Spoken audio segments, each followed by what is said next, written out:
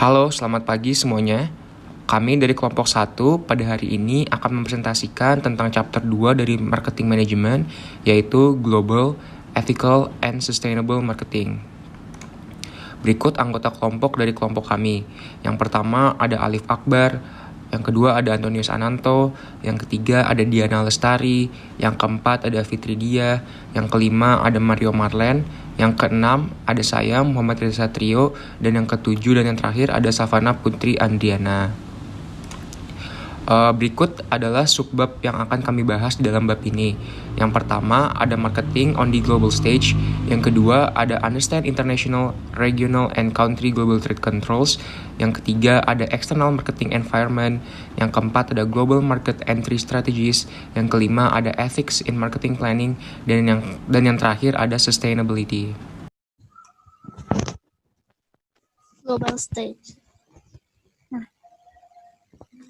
Nah ini konsumen dan pembisnis itu juga pemimpinan dunia itu menyatakan bahwa pengembangan perdagangan bebas dan pasar global tunggal akan menguntungkan seluruh warga dunia karena mereka menganggap bahwa orang-orang yang tinggal di negara berkembang itu bisa menikmati manfaat ekonomi yang sama dengan warga negara di negara maju. Nah, ternyata ada alasan lain juga yang menunjukkan kalau dari mereka memiliki keinginan untuk mendirikan pasar tunggal. Nah, salah satu alasan pentingnya itu berasal dari kekhawatiran bahwa adanya greenhouse effect dan global warming. Nah, kedua hal ini sangat berkaitan, di mana greenhouse ini merupakan perubahan atmosfer akibat peningkatan gas rumah kaca dan karbon dioksida yang justru menimbulkan global warming atau pemanasan bumi yang nantinya berujung pada bencana-bencana juga dan akan mengancam masa depan planet ini. Selanjutnya ada Arab Spring. Arab Spring itu sebenarnya serangkaian protes anti pemerintah di negara-negara Arab. Dan ketiga hal ini menjadi perdebatan sehingga untuk memiliki satu pasar tunggal itu masih terus dikomunikasikan. World Trade. World Trade ini sebenarnya perdagangan yang merujuk pada flow atau aliran barang dan jasa di antara berbagai negara. Nilai semua barang yang diekspor dan diimpor negara-negara dunia itu ada di dalam perdagangan dunia. Sayangnya, tidak semua negara itu berpartisipasi secara merata, karena beberapa negara memiliki restriksi atau batasan di mana ada peraturan yang membuat mereka tidak bisa ikut serta dalam perdagangan dunia. Dan perdagangan dunia ini juga membutuhkan kemampuan untuk bisa fleksibel dalam melayani kebutuhan pasar, khususnya jarak jauh. Terus ada juga counter trade, di mana counter trade ini merupakan perdagangan berupa barang dibayar dengan barang, bukan dengan uang tunai. Ini mirip seperti barter, namun lingkupnya internasional. Nah, sebenarnya haruskah perusahaan kita itu go global? Dan apabila ingin menentukannya, harus melibatkan serangkaian keputusan. Nah, langkah pertama adalah whether to go global. Artinya, apakah peminat dari produk yang kita punya itu terbatas pada lingkup nasional saja, atau kita bisa merambah dan memperluas pasar tersebut ke tempat lain. Dan kalau jawabannya iya, tentukan pasar mana yang perlu kita masuki. Nah, kalau di sini menggunakan sudut pandang dari McDonald. McDonald itu salah satu restoran cepat saji yang memang berasal dari US, Amerika Serikat. Nah, di sini dia memiliki produk berupa cheeseburger. Cheeseburgernya itu ada yang single, ada yang double. Dan ternyata peminatnya itu bukan hanya dari US saja, tetapi juga dari negara-negara lain seperti Italia, Portugal, United Emirates, dan lain-lain. Namun apabila kita pisah double cheeseburger sendiri dan cheeseburger sendiri, sebenarnya United States justru menempati urutan ketiga, walaupun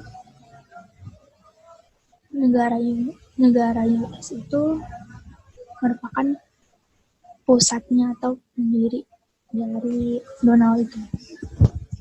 Namun dari sini kita bisa memanfaatkan bahwa peluang untuk bisa memperluas pasar di UK, di New Zealand, di Australia, di Korea Selatan, dan negara-negara lain itu justru membantu kita untuk meningkatkan profit. Nah, untuk Indonesia sendiri berada di urutan ke-24 dan 34. Nah, selanjutnya langkah ketiga itu level of commitment. Seberapa tinggi komitmen kita untuk bisa mengglobalkan produk kita. Nah, sebenarnya resiko yang cukup rendah itu hanya dengan mengekspor produk ke pasar global. Tapi kalau secara substansial perusahaan itu dapat membangun dan menjalankan fasilitas bermanufaktur di sebuah negara meskipun hasilnya bisa jadi sepadan. Selanjutnya, langkah keempat adalah how to adapt marketing mix strategies. Nah, di sini ada dua metode, localize dan standardize. Bisa diterapkan salah satunya atau keduanya. Nah, dalam hal ini ada restoran cepat saja itu McD dengan produknya double cheeseburger. Secara kasat mata produk atau burger atau cheeseburger dari ketiga negara ini itu sama dan mereka mengalami standarisasi. Ada kejunya 2, dagingnya 2, dan lain-lain yang memang cukup identik. Namun dalam hal ini Amerika itu menggunakan daging babi di McDonald's. Sedangkan kalau di Jepang itu tidak hanya menggunakan daging babi tetapi juga daging sapi. Kalau di Indonesia menggunakan daging sapi sebab mayoritas penduduk Indonesia adalah Muslim. Nah, dalam hal ini penggunaan daging sapi itu merupakan strategi untuk beradaptasi secara lokal. Dan untuk harga sendiri, harga itu juga ditetapkan secara lokal karena bergantung dari target McDonald itu sendiri. Kalau di Amerika, mereka menjunjung tinggi McDonald sebagai tempat yang ramah untuk keluarga. Dan mereka pada mulanya memang menargetkan kaum menengah ke atas. Namun lama-kelamaan mereka juga merambah pada kaum menengah ke bawah. Nah, kalau di Jepang, itu mereka targetnya adalah menengah ke atas. Makanya harganya kalau diubah ke rupiah itu harganya cukup mahal, sekitar 76.000 untuk satu burger. Kalau di Indonesia, itu kita menyesuaikan dengan kaum menengah ke atas. Namun tidak dapat dipungkiri kalau ada kaum yang menengah ke bawah yang bisa membelinya dan menikmati produk ini. Dan oleh karena itu, McDonald menganut prinsip think global. Itu menurut Finali tahun 2001. Think global dengan standarisasi dan lokal dengan prinsip localize. Kemudian, the globalization decision. Nah, untuk bisa memutuskan secara matang, itu kita jangan lupa untuk melihat peluang dan kondisi pasar global dan pasar domestik. Kalau di pasar domestik ternyata lebih berpotensi dan lebih menguntungkan, kita bisa mencoba peluang tersebut di pasar domestik terlebih dahulu. Nah, Kalau untuk dipertimbangkan keuntungan kompetitif, sebenarnya dalam hal ini sudut pandang kita dengan McDonald.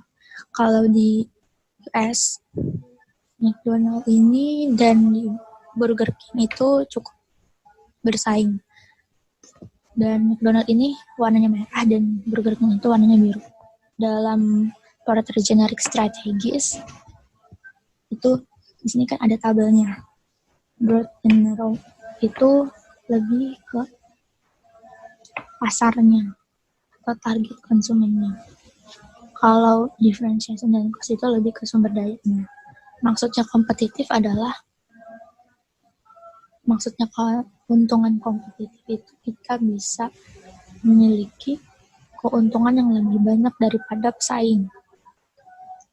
Dalam hal ini, sebenarnya Burger King dan McDonald di US itu sama-sama memiliki strategi cost leadership, artinya mereka menggunakan biaya produksi yang murah sehingga mereka bisa menjual dengan harga yang murah.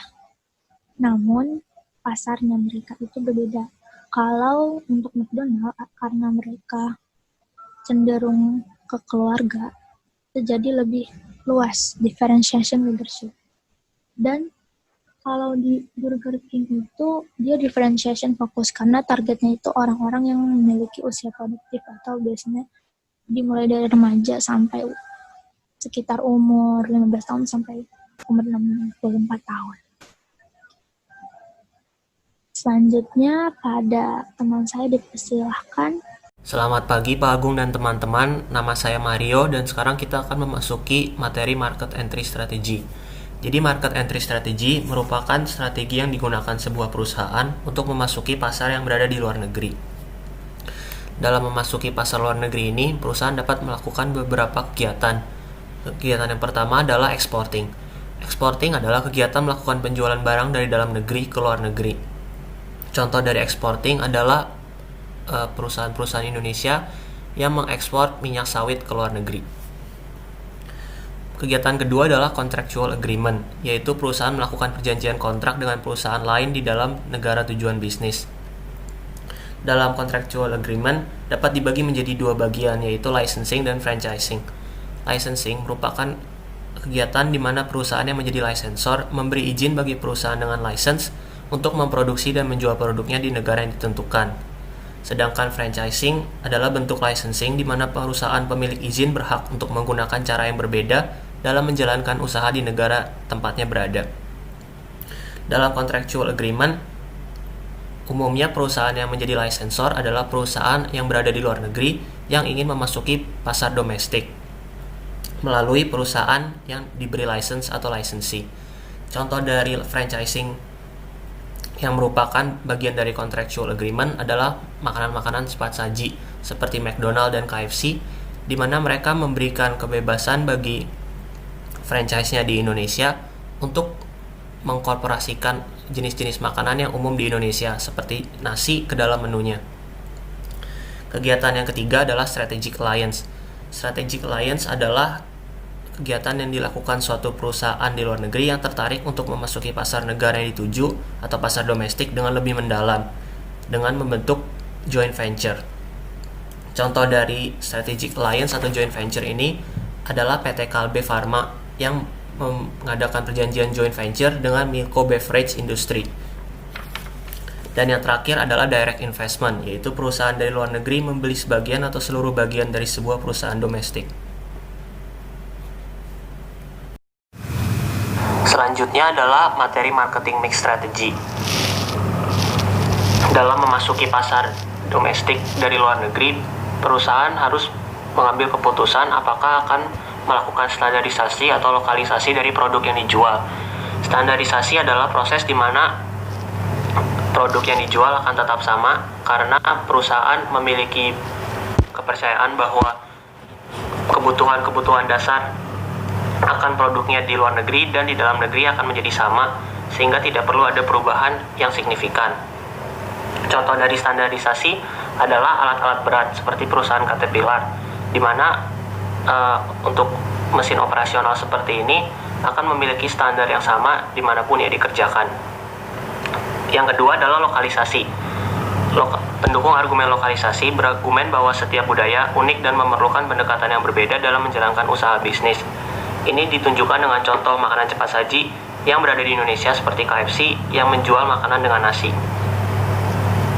Setelah memutuskan apakah harus melakukan standarisasi atau lokalisasi, perusahaan akan dihadapkan dengan 4 keputusan, yaitu product decisions, promotion decisions, price decisions, and distribution. Yang pertama adalah product decision. Product decision adalah proses dalam perusahaan mendesain produknya yang akan dijual di luar negeri tersebut. Yang pertama adalah straight extension, yaitu produk yang sama untuk pasar lokal dan luar negeri. Kedua adalah product adaptation, di mana produk dimodifikasi untuk sesuai dengan kebutuhan pasar luar negeri. Dan yang ketiga adalah invention, di mana perusahaan menciptakan produk baru untuk pasar luar negeri tersebut. Yang kedua adalah promotion decision, yang menentukan apakah perusahaan akan membentuk bentuk promosi yang baru untuk pasar di luar negeri. Yang ketiga adalah price decision, yaitu penentuan harga yang dilakukan perusahaan untuk menjual produknya di luar negeri yang disesuaikan dengan modifikasi yang sudah dilakukan kepada produk tersebut. Dan yang terakhir adalah distribution, yaitu bagaimana perusahaan mendistribusikan produknya di luar negeri yang bersangkutan. Oke teman-teman, kita akan lanjutkan ke bagian berikutnya bersama saya Savana Putri. Kita akan membahas mengenai analyze the external marketing environment. Pertama-tama kita harus mengetahui apa itu the external environment. The external environment sendiri merupakan elemen-elemen di luar perusahaan yang dapat mempengaruhi perusahaan baik secara positif maupun negatif. Nah, elemen-elemen ini terdiri dari economic environment yang nantinya akan dipengaruhi oleh indicators of economic health, level of economic development, dan business cycle. Yang kedua, competitive environment yang dipengaruhi oleh competition in the micro environment dan competition in the macro environment.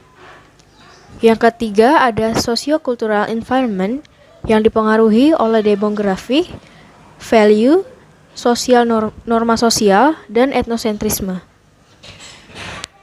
Dan yang keempat ada political atau legal environment yang dipengaruhi oleh national laws of commerce, international regulation, regional agreement, political stability, regulatory issues, dan human rights issues. Dan yang terakhir ada technological environment. Kita akan membahas satu persatu elemen ini secara lebih mendalam. Yang pertama, elemen the economic environment yang dapat dilihat melalui indicators of economic health.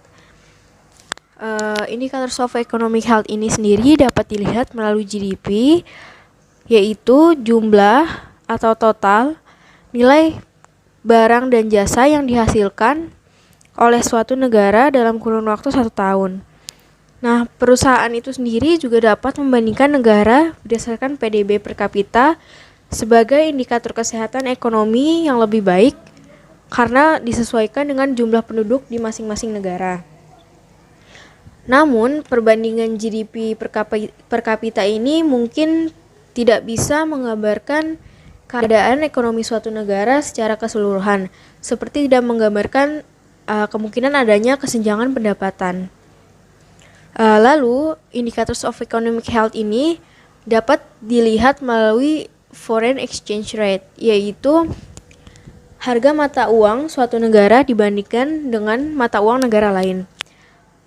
Foreign exchange rate dapat digunakan karena biaya barang dan jasa yang sama bisa jadi jauh lebih rendah di beberapa pasar global. Selain itu, perusahaan juga perlu mempertimbangkan apakah mereka dapat melakukan bisnis seperti biasa di negara lain, salah satunya melalui economic infrastructure. Economic infrastructure ini merupakan kualitas sistem distribusi, keuangan, dan komunikasi suatu negara. Ketika sebuah perusahaan memutuskan untuk go global, maka mereka harus melihat langkah apa yang diambil oleh suatu negara untuk mengatasi dan mengurangi kemiskinan, ketidaksetaraan, dan pengangguran. Selain itu, mereka juga harus melihat standar hidup suatu negara, indikator kualitas dan kuantitas rata-rata barang dan jasa yang dikonsumsi oleh suatu negara. Nah, hal ini dapat dilihat dari level of economic development. Level of economic development merupakan gambaran ekonomi yang lebih luas dari suatu negara. Terdapat dua level dari development itu sendiri. Yang pertama adalah Least Developed Country atau LDC, yang merupakan sebuah negara pada tahap perkembangan ekonomi terendah. Pada negara ini, peluang untuk menjual barang mewah lebih rendah karena warga negara mungkin tidak memiliki cukup uang, sehingga mungkin lebih cocok untuk menjual kebutuhan pokok seperti beras. Kemudian ada developing countries, yaitu negara-negara di mana pola ekonominya sudah bergeser dari pertanian ke industri. Nah, di negara-negara developing countries ini, standar hidup, pendidikan, dan penggunaan teknologi mulai meningkat, jumlah pelanggan potensial dan kehadiran tenaga kerja terampil lumayan banyak dan menarik perusahaan untuk ke daerah ini. Marketing melihat negara-negara berkembang ini sebagai pasar masa depan untuk barang-barang konsumen seperti produk perawatan kulit dan deterjen. Kemudian di developing countries ini ada suatu istilah yang bernama bottom of the pyramid, yaitu suatu nama untuk kelompok konsumen di seluruh dunia yang pengeluarannya kurang dari $2 per harinya. Mereka ini menghadirkan tantangan besar bagi marketing karena tidak seperti kelompok konsumen lainnya, mereka umumnya tidak mampu membeli inventory barang-barang seperti sebotol sampo. Nah, oleh karena itu contohnya perusahaan seperti P&G dan Unilever memenuhi kebutuhan ini dengan menawarkan produk pembersih, pelembut, dan sampo dengan kemasan saset yang lebih terjangkau sekali pakai. Dan yang terakhir ada developed country, yaitu sebuah negara yang menawarkan sistem pemasaran yang canggih, perusahaan swasta yang kuat, dan potensi pasar yang melimpah untuk banyak barang dan jasa. Negara-negara ini maju secara ekonomi dan menawarkan berbagai peluang bagi pemasar internasional. Kemudian, the economic environment yang terakhir dapat dilihat dari business cycle, yaitu pola perubahan ekonomi secara keseluruhan, termasuk periode kemakmuran, resesi, depresi, dan pemulihan yang mempengaruhi daya beli konsumen dan bisnis. Business cycle ini sangat penting bagi pemasar karena pengaruhnya terhadap perilaku pembelian pelanggan. Selama masa kemakmuran, konsumen mungkin akan membeli lebih banyak barang dan jasa. Pada saat itu, pemasar mencoba untuk mengembangkan bisnis mereka, mempertahankan tingkat persediaan barang dan jasa, dan mengembangkan produk baru yang memenuhi kesediaan pelanggan untuk berbelanja. Selama periode resesi, mereka mungkin akan mensubstitusi, mengganti merek mereka menjadi lebih murah atau mengganti barang mereka menjadi lebih murah dengan kualitas yang lebih rendah untuk menurunkan harga. Selanjutnya, kita akan masuk ke elemen yang kedua, competitive environment. Dalam hal ini, perusahaan harus mengikuti apa yang sedang dilakukan oleh pesaing, sehingga mereka dapat mengembangkan fitur produk baru, jadwal harga baru, atau iklan baru untuk mempertahankan atau mendapatkan pangsa pasar. Seperti yang akan kita lihat, pemasar perlu memahami posisi kompetitif mereka di antara alternatif produk dalam lingkungan mikro dan struktur industri mereka atau lingkungan makronya. Semakin banyak perusahaan di seluruh dunia yang terlibat dalam aktivitas intelijen kompetitif, di mana mereka mengumpulkan dan menganalisis informasi yang tersedia secara umum tentang pesaing dari sumber-sumber seperti internet, media berita, dan dokumen pemerintah yang tersedia untuk umum, seperti untuk membangun izin atau paten perusahaan. Intelligent kompetitif atau kompetitif intelligence ini akan berhasil berarti bahwa perusahaan mempelajari tentang produk baru pesaing, proses manufakturnya, atau gaya manajemen eksekutifnya. Oke, saya Alif Akbar. Saya akan melanjutkan presentasi dari teman saya sebelumnya. Di slide ini kita akan membahas tentang competition in microenvironment. Di mana microenvironment ini berarti produk-produk alternatif yang dapat dipilih oleh target market kita. Kita mengkategorikan kompetisi ini di dalam 3 level. Yang pertama, competition for consumer discretionary income. Apa itu discretionary income? Discretionary income adalah sejumlah income dari customer market kita yang tersisa setelah mereka memenuhi kebutuhan pokoknya. Discretionary income ini dapat kita sebut dengan bahasa lain yaitu leftover money, di mana itu merupakan uang yang tersisa setelah mereka memenuhi kebutuhannya. Disitulah kita memperebutkan income mereka. Yang kedua, ada product competition. Memang beberapa perusahaan mempunyai cara berbeda dalam memuaskan kebutuhan konsumen. Contoh, ketika suatu konsumen ingin menjalani gaya hidup sehat, ia bisa memilih untuk mengganti pola makan yang menjadi makanan yang sehat, ataupun dia bisa membeli sepatu untuk berolahraga. Keduanya ini merupakan cara yang tepat untuk menjalani hidup sehat. Disitulah kita berkompetisi melalui produk kita, makanya disebut dengan product competition.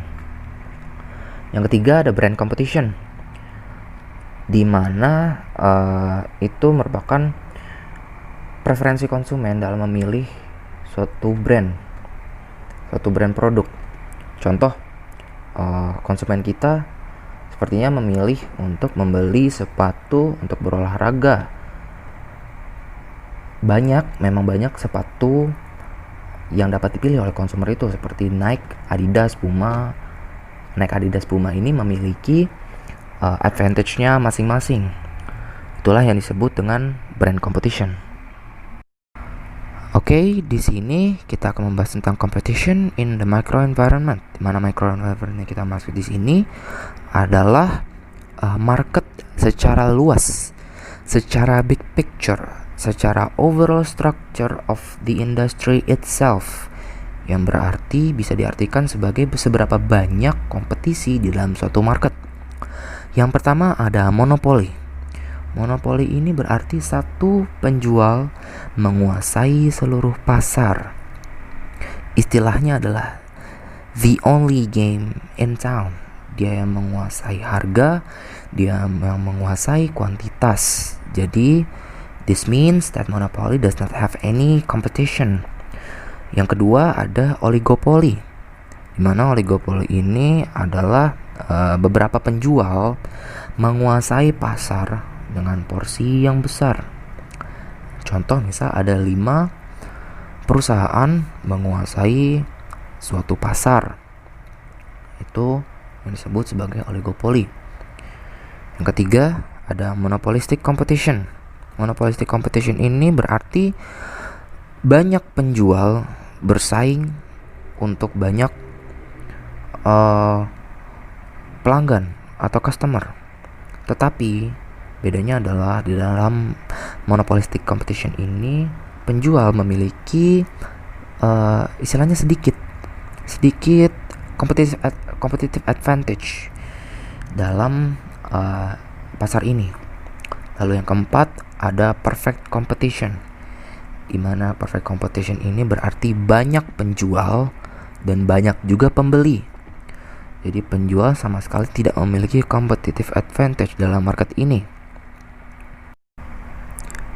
Lalu selanjutnya yaitu technological environment, di mana technological environment ini berarti lingkungan teknologi atau kemajuan teknologi yang dapat mempengaruhi aktivitas marketing. Contoh, misal Jeff Bezos membuat Amazon.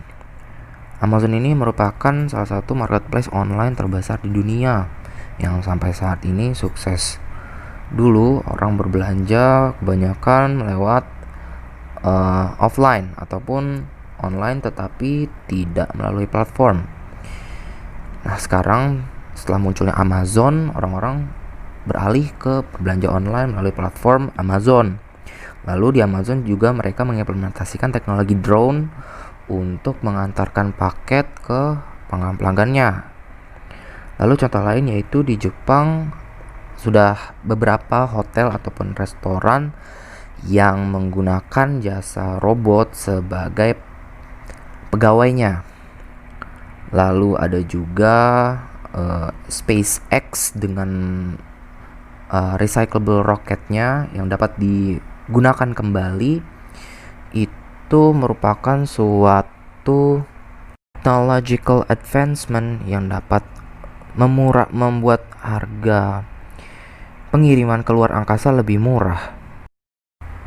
Oke, selanjutnya kita akan membahas tentang political and legal environment, di mana ini mengacu kepada peraturan yang mengikat yang berlaku pada suatu daerah atau suatu negara terhadap jalannya suatu bisnis.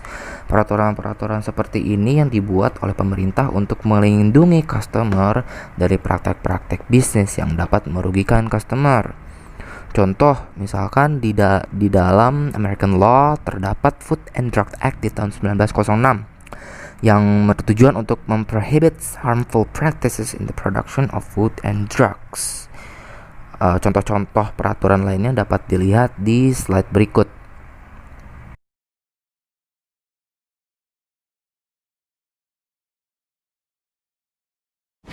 Halo teman-teman semua, perkenalkan nama saya Reza dan saya akan melanjutkan presentasi yang telah dilakukan oleh Alif sebelumnya. Oke, untuk selanjutnya kita akan masuk lebih lanjut ke dalam political and legal environment, yaitu kondisi politik ataupun peraturan-peraturan tertentu yang mempengaruhi keberlangsungan sebuah bisnis global dan perdagangan internasional. Nah, aspek-aspek apa sih yang termasuk dalam political and legal environment ini? Yang pertama ada legals and laws yang sudah dibahas oleh Alif sebelumnya. Yang kedua ada political constraint on trade.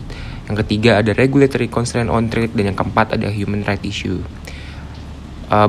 Kenapa sih ketiga poin ini tuh harus diperhatikan oleh perusahaan sebelum mereka memutuskan untuk go global? Nah, karena ketiga hal ini memiliki pengaruh atau impact yang cukup kuat terhadap keberlangsungan bisnis mereka. Yang pertama dari segi politik. Nah, kondisi politik atau hubungan politik yang terjadi antara dua negara itu bisa sangat mempengaruhi keberlangsungan dari sebuah bisnis global dan perdagangan internasional. Nah, seperti contohnya saja, beberapa kebijakan perdagangan internasional itu didasari oleh hubungan politik yang terjadi antara dua negara yang berhubungan. Seperti contohnya kebijakan embargo yang dilakukan oleh Amerika Serikat. Seperti kita ketahui, mungkin Amerika Serikat pernah mengembargo beberapa negara, seperti embargo Amerika Serikat terhadap Kuba, terhadap Korea Utara, dan juga terhadap Rusia baru-baru ini. Lalu kita masuk poin selanjutnya, yaitu regulatory constraint on trade. Selain dengan kondisi politik, ternyata peraturan-peraturan terkait perdagangan internasional juga menjadi hambatan dalam melakukan sebuah bisnis, dalam mengembangkan sebuah bisnis ke dalam skala global. Karena tentu pemerintah pusat setiap negara memiliki kebijakan proteksionisme ataupun kebijakan-kebijakan tertentu ya untuk melindungi produsen-produsen lokal mereka. Seperti contohnya ada sebuah kebijakan yang bernama local content rule, yang dimana kebijakan itu mewajibkan bahwa barang-barang impor yang masuk ke daerah mereka itu harus memiliki sekian persen bahan bakunya berasal dari negara mereka. Jadi ketika sebuah barang itu tidak terdiri sama sekali dari bahan baku dari negara tersebut, maka barang tersebut tidak boleh masuk ke dalam negara mereka. Dan yang terakhir adalah human right issue atau masalah hak asasi manusia. Nah, human right issue ini juga menjadi salah satu concern sebuah pemerintahan dalam memperbolehkan sebuah bisnis masuk ke dalam wilayah mereka, karena tentu setiap negara memiliki tujuan untuk melindungi hak-hak warga negaranya. Oleh karena itu, ketika sebuah perusahaan atau sebuah negara memiliki isu terhadap human right yang cukup kuat, maka negara tersebut tentu akan lebih memikir ulang tentang kesepakatan kerjasama yang akan mereka jalani. Oke, next slide, kita masuk ke dalam socio-cultural environment, yaitu hal-hal yang berkaitan dengan keadaan dan kehidupan sosial dalam sebuah negara yang mempengaruhi keberlangsungan bisnis global. Nah, ada 4 aspek nih yang termasuk socio-cultural environment. Yang pertama ada demografi, yang kedua ada nilai, yang ketiga ada bahasa, dan yang keempat ada consumer ethnocentrism. Nah, kenapa sih perusahaan itu harus mengamati 4 aspek ini? Yang pertama dari demografi. Tentu setiap kelompok usia itu memiliki kebutuhannya masing-masing. Oleh karena itu, sebuah perusahaan harus melakukan riset terlebih dahulu terkait dengan susunan demografi suatu negara agar tahu dan agar mampu untuk memprovide kebutuhan dari kelompok-kelompok umur tersebut. Lalu yang kedua ada nilai atau values. Nah, nilai itu juga merupakan suatu hal yang penting dalam marketing untuk dipelajari terlebih dahulu, karena tentu setiap negara memiliki nilai-nilai yang berbeda dan tidak semua negara dapat menerima barang yang tidak sesuai dengan nilai mereka. Oleh karena itu, perusahaan harus mengetahui terlebih dahulu terkait dengan core values yang dianut oleh suatu masyarakat dalam sebuah negara. Dan yang terakhir ada bahasa atau language. Nah, bahasa ini sangat berkaitan erat dengan periklanan dan juga promosi. Oleh karena itu, perusahaan harus memahami terlebih dahulu terkait dengan bahasa yang akan mereka gunakan dalam promosi atau iklan, agar pesan yang ingin mereka sampaikan dari iklan mereka dapat diterima dengan baik oleh konsumen dan produk mereka dapat diminati secara lebih baik di negara lain. Dan yang terakhir ada consumer ethnocentrism atau tingkat etnosentrisme di dalam diri seorang konsumen. Nah, jadi consumer ethnocentrism ini adalah sebuah perilaku ataupun sebuah sikap dari sekelompok masyarakat yang menilai bahwa produk-produk lokal itu memiliki kualitas yang lebih baik dibanding produk impor. Nah, otomatis ketika tingkat consumer ethnocentrism dalam sebuah negara itu tinggi, dapat dipastikan bahwa sebuah bisnis global akan sulit untuk berkembang di dalam daerah tersebut. Begitu. Oke, mungkin cukup sekian presentasi dari saya. Untuk materi selanjutnya akan disampaikan oleh teman saya. Terima kasih semuanya telah mendengarkan. Selamat pagi teman-teman dan dosen. Di sini saya Anton. Saya akan mempresentasikan chapter 2.5. Di sini terdapat subbab yaitu ethical philosophies. Nah, ethical philosophies ini terbagi menjadi 5 bagian. Yang pertama ada utilitarian approach. Apa itu utilitarian approach? Ini berarti setiap tindakan yang dilakukan harus berdasarkan dengan konsekuensinya. Jadi biasanya yang dilakukan dengan utilitarian approach ini, mereka akan menentukan mana yang paling baik dari semua pilihan dan meminimalisir hal-hal buruk dan biaya-biayanya. Seperti itu. Lalu yang kedua ada rights approach. Nah, rights approach ini berarti setiap tindakan yang dilakukan itu memiliki hak dasar yang harus dihormati. Jadi kuncinya di rights approach ini, setiap individu memiliki hak untuk dihormati. Seperti itu. Lalu yang ketiga, fairness or justice approach. Nah, di sini berarti tindakan yang dilakukan harus secara adil dan semua orang diperlakukan sama rata. Yang keempat, common good approach. Berarti setiap tindakan yang dilakukan atau setiap tindakan yang diambil itu akan berdasarkan kebaikan bersama atau yang mewakilkan keseluruhan organisasi. Jadi bukan hanya tindakan yang mewakili beberapa orang saja atau beberapa individu saja. Lalu yang kelima ada virtue approach.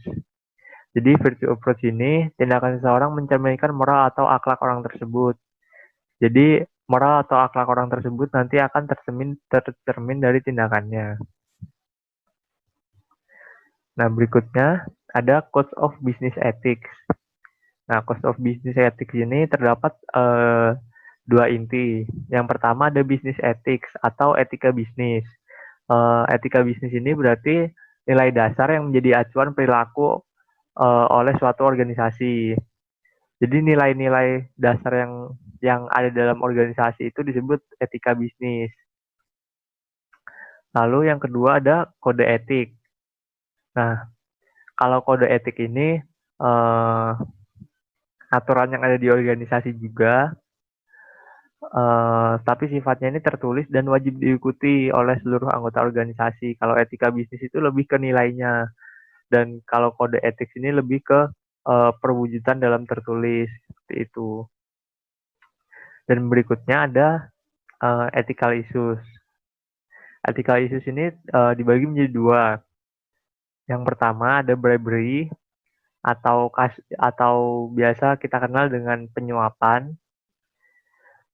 Dengan definisinya itu memberikan uang kepada seseorang untuk mendapatkan suatu keuntungan secara ilegal. Seperti yang kita tahu, banyak sekali berita-berita penyuapan yang ada di Indonesia yang bisa kita jadikan sebagai contoh. Lalu ethical issues yang kedua yaitu extortion. Extortion ini pemerasan. Jadi menerima uang dengan mengancam orang lain. Contohnya seperti ada aparat hukum yang memproses suatu kasus. Nah, mereka meminta uang kepada orang yang sedang diproses dengan dalih itu merupakan proses hukum, padahal uang itu akan digunakan untuk dirinya sendiri. Jadi dalam extortion ini orang yang meminta uang bisa dengan ancaman atau apapun itu akan kemungkinan akan kehilangan reputasinya dan menjelekkan reputasinya sendiri. Nah, sekian dari saya. Selanjutnya akan dilanjutkan oleh teman saya. Terima kasih. Oke, selanjutnya itu kita akan membahas sustainable marketers do well by doing good. Nah, pada bab ini kita menjelaskan bagaimana pentingnya sustainable bagi perusahaan. Apalagi saat ini tuh perusahaan tidak hanya berfokus pada keuntungannya saja, tapi juga berfokus bagaimana mereka berkontribusi dalam praktek bisnis berkelanjutan. Kenapa ini penting? Karena hal yang kita butuhkan di masa ini atau masa mendatang itu sangatlah penting bagi keberlangsungan hidup kita, terutama yang berhubungan dengan alam. Nah, selanjutnya itu kita akan membahas mengapa sustainability itu penting untuk bertahan pada saat ini, terutama bagi perusahaan. Karena sustainability itu merupakan salah satu bagian yang membuat perusahaan itu dapat bertahan dalam jangka waktu yang panjang.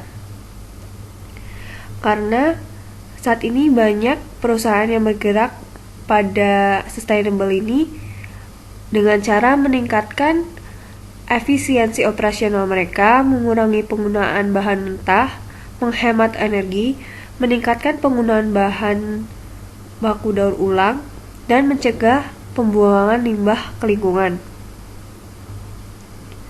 Oleh karena itu, berkelanjutan ini menjadi salah satu pilihan yang penting untuk bertahan dalam jangka waktu yang panjang bagi perusahaan agar dapat tetap bersaing pada kondisi persaingan saat ini.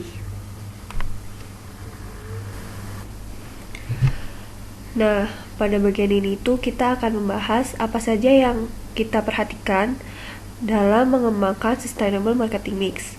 Yang pertama itu ada target dari strategi marketingnya. Pemasar harus tahu mana saja pelanggan yang akan lebih memilih produk-produk yang sustainability. Nah, pemasar itu harus tahu bahwa ada beberapa pelanggan yang akan mengeluarkan uangnya lebih mahal untuk membeli produk yang ramah lingkungan. Yang kedua itu ada produk strategis atau strategi produk. Strategi produk ini mencakup penggunaan bahan ramah lingkungan dan daur ulang dalam produk dan kemasan.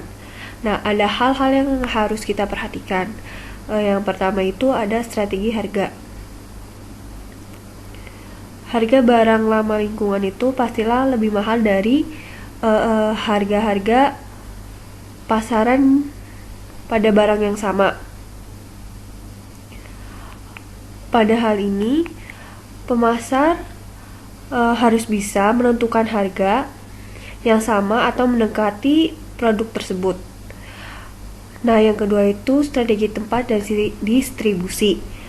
Nah, retailers dapat berfokus antara monetary savings atau loyalitas konsumen ramah lingkungan. Nah, antara produsen dan retailers ini harus dapat memilih untuk membeli pemasok terdekat untuk mengurangi polusi udara dari truk jarak jauh sebagai wujud dari sustainability. Yang selanjutnya itu ada strategi promosi. Strategi yang menginformasikan pelanggan tentang komitmen perusahaan terhadap bumi dan generasi masa depan melalui iklan dan pesan. Nah, bagian terakhir ini, pemasar harus bisa mendorong pelanggan untuk mencari, membayar, dan menggunakan produk yang berkelanjutan. Dengan berhasilnya pemasar untuk mendorong pelanggan untuk menggunakan bahan yang berkelanjutan ini, maka akan dapat mengurangi penggunaan sumber daya alam, mendorong produk daur ulang, dan menggunakan produk yang ramah lingkungan. Dengan begitu, konsumen menjadi salah satu bagian penting dari praktik pemasaran berkelanjutan jika mereka tahu tentang masalah lingkungan dan produk yang ramah lingkungan. Sekian dan terima kasih.